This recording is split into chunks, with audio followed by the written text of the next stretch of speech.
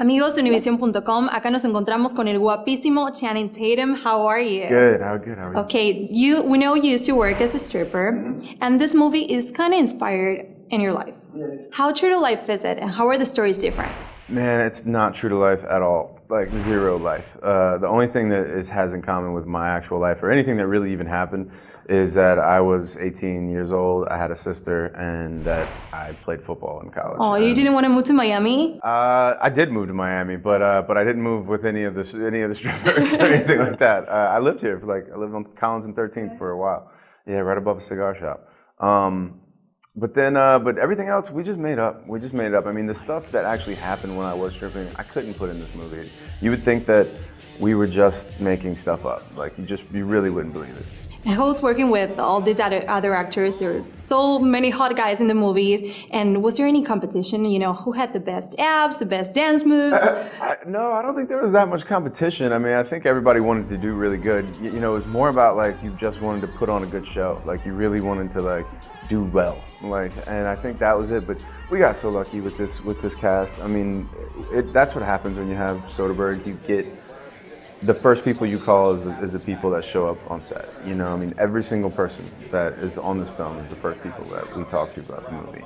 And they all just showed up and they were gamers, you know, they were ready to rock. And this is it's not an easy movie to do, you know, you gotta kind of put yourself out there in a way that, you know, they've never done before. And even though I've done it, it's still nerve-wracking for me. I was going to ask you that. Was it embarrassing to have, you know, so much contact with the other guys and you get so physical and all the choreography, all the moves? Yeah, you know, it became like more of a team, you know, because you're sitting around and like you're learning all this choreography and eventually, like, you know, I remember Allison Falk and Therese Espinoza, our choreographers, like they were like, okay, well, I think we know the moves now. It's time to do it. It's time to get naked now. You know, because it's a complete different thing when you had to move naked. Guys aren't innately sexy. Like we don't. Show me a little bit, a move or something. You gotta watch a movie. You gotta watch a movie for that stuff. But it's easy. It's easy for women to walk and be sexy. Y'all just are sexy. And guys, when we try to be sexy, we look like clowns. And it took a minute, you know, to kind of, because when you're like in a thong, it's just hard. It's just really hard to look sexy. Okay, I have two quick last questions.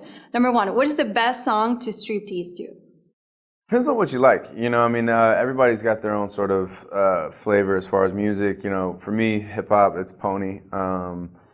And then 112 Anywhere is pretty dope as well. So I mean, I'm more of a hip hop guy. So all the guys out there, they should take your tips. Put on either one of those and take your significant other. Now, I'm getting married in December. Do you think you can come dance in my bachelorette party? To your bachelorette party? Yeah, bring all the guys.